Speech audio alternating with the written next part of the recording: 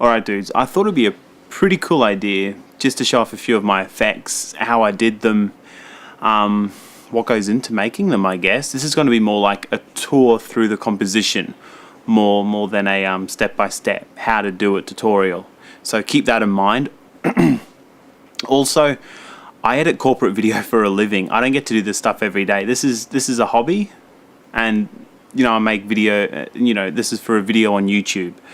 So I can't spend that much time working out the finer points. So please, if you've got some hints for me, leave them in the comments. I would really love to hear them, and maybe you'll even get something out of watching this as well. So maybe we can work together and just try to understand everything a little bit better. So on the screen right now, I've got two windows open: the finished composition and the raw footage.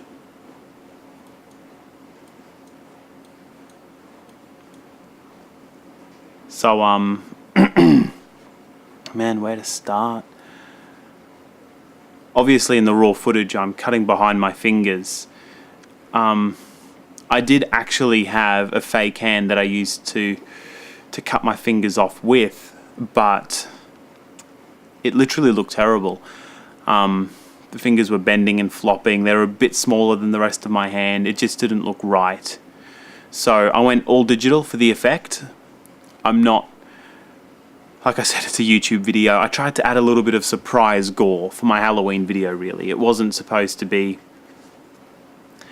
a masterpiece of special effects editing, but alright, so to make this happen, first step really was motion track everything. You can see in the composition here I've got finger 1, which, zooming in over here, that's the tracking data for finger 1. Actually, let's we'll solo the layers I'm talking about. So finger 1 here should follow the motion of this finger here.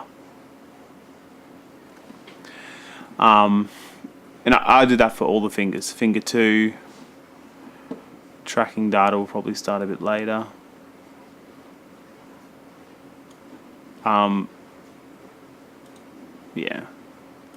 So finger 2, tracking data also, and 3. So 3 fingers, 3 sets of tracking data. I just use where the finger meets the glove as my track point, and then obviously I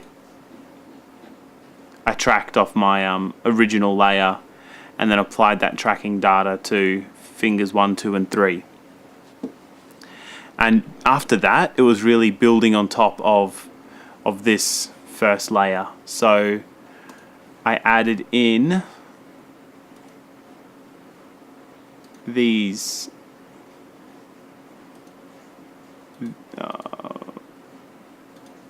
ones. So if we pop over to where they start, you can see that as I cut, it's simply a black mask around the finger that I'm cutting off. So very simple so far. This mask, as you can see over here, is parented to the finger tracking data. So that will allow the mask to move with the data and the track point. So yeah, could nearly wrap it up there and call it a day. I mean, add some blood on top. I obviously tried to do a little bit better than that. As I cut the fingers, I wanted to reveal what I'll call the fleshy bits. My nubs. My fleshy finger nubs.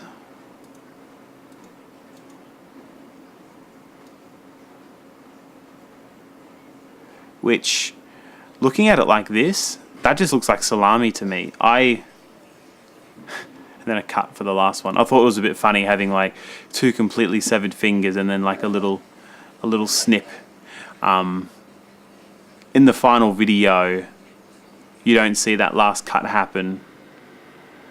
I don't remember if I cut it like at that point, but I will say that sound makes up like a really big portion of how well the effect worked in the end, for me at least. Hearing, it was actually the sound of a windscreen smash. So that windscreen smash sound, and I think it was a punch thud. So it sounded a lot better.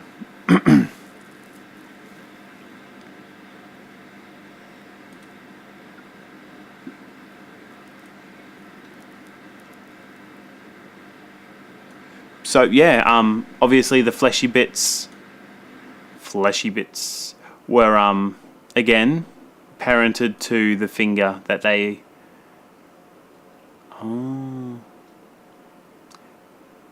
Yeah, obviously the fleshy bits were parented back to the black.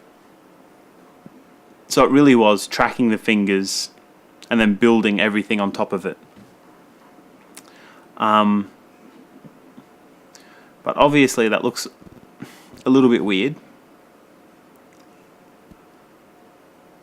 So, next step was putting my fingers back in again. Up here, I literally took a still shot from the video and just snipped around the fingers in Photoshop, and then saved that as a Photoshop file, and then imported the tips of my fingers to place into the video at the points where I was going to cut them. So this here at the moment is a still image, but at this point it's a still image, but it only becomes a still image right before the point of cutting. And at that point, again, this is all tracked back to the tracking data. It's all parented back to the tracking data. At that point, it was a case of adding like some blur, some very quick motion, trying to map out how it falls. So as it falls, yeah, just really tried to blur it. Excuse me. So as it falls, it gets blurrier. And like I said, cutting through the fingers looks too easy, but you know, it's the nature of the beast, I guess. If I do it again, I'd probably try and snip the scissors in front and actually try and act in a little bit. But I'm happy with how the effect turned out. Like, don't get me wrong, very pleased. Yeah, so fingertip there, fingertip there.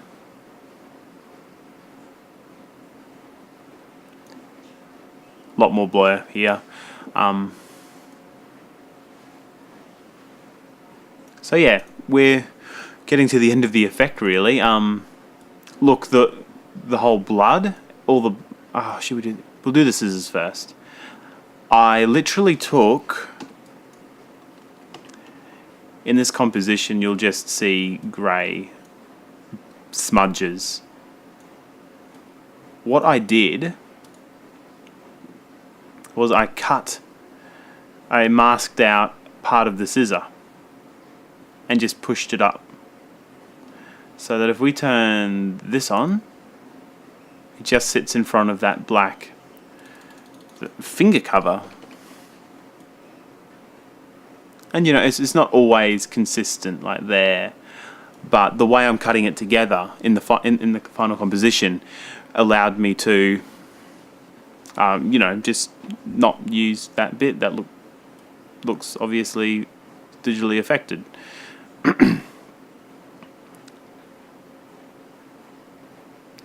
But it's the little things like this as well, like just having this little, in the final composition, having having a shot like that where, yeah, you really notice those black fingers when they were in the shot.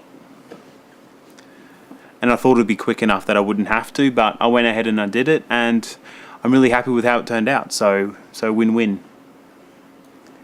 And yeah, seriously, after that's really the basics of the effect right there. The blood really is the reason this whole composition looks so messy. There are so many different layers of blood, and in saying that, I haven't been able to add them all into the same composition because of the different blending effects I've used. Like here, I've used overlay.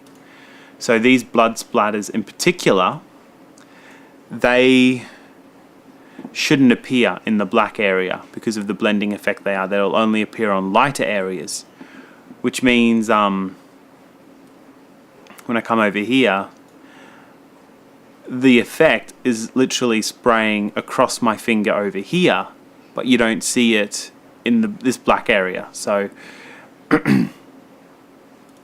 it's all parented back. This was actually parented back to the fingers, the finger images that I placed on top.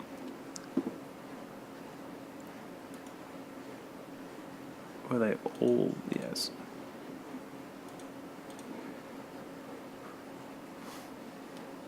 But they all move with the hand and keep spraying. So, you know, it looks incredibly gory, but it didn't actually take that much work. I didn't have to mask it out or anything thanks to the blending effect I used. And it also looks really red, which just matches the color and the tone of the video. Yeah, like that splatter even across here on this finger, and you can see on the glove a little bit, but you wouldn't notice that when you're watching it in the video. You really see it on the fingers, like it looks natural. I think for such a digital effect, it looks natural. And yeah, I've honestly got so many layers of blood.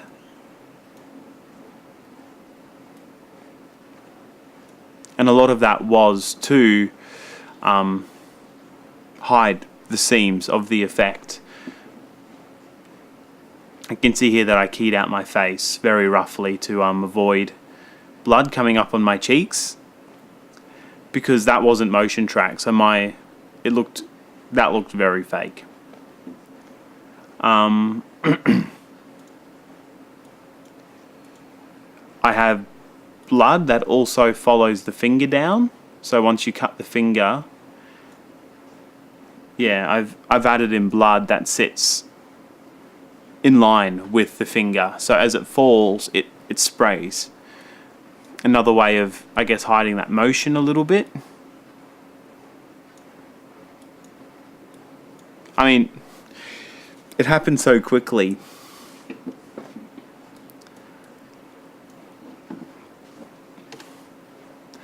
And I did some very similar things when I was working with the VMU. It was a lot of masking and blending modes like the overlay to help me make it look like the blood is spraying onto the VMU.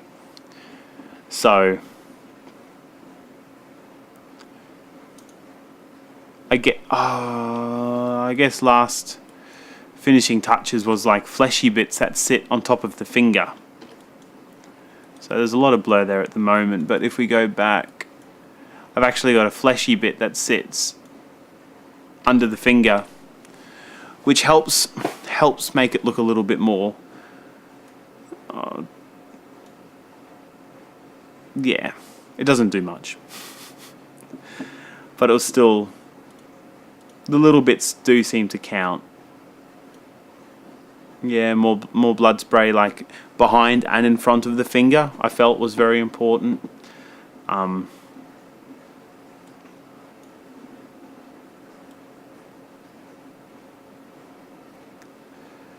mean, all slowed down like that, it does look a lot more fake than it really.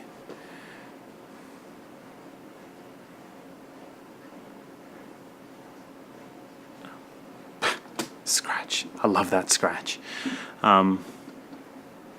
And yeah, look, sitting on top is just a color correction, making everything a bit more contrasty.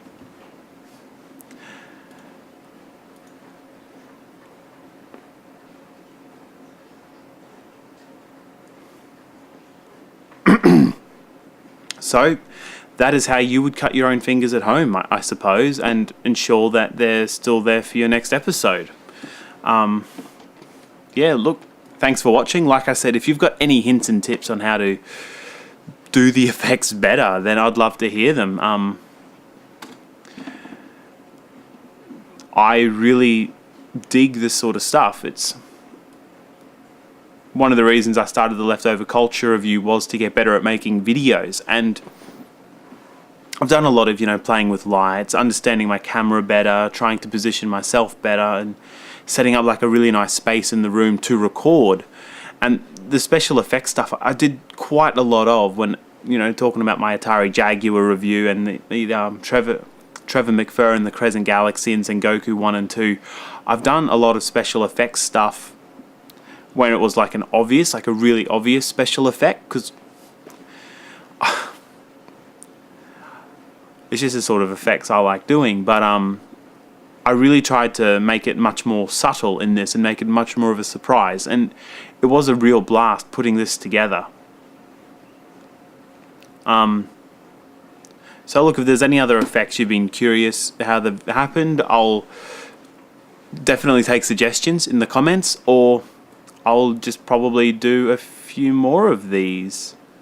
Thanks for watching.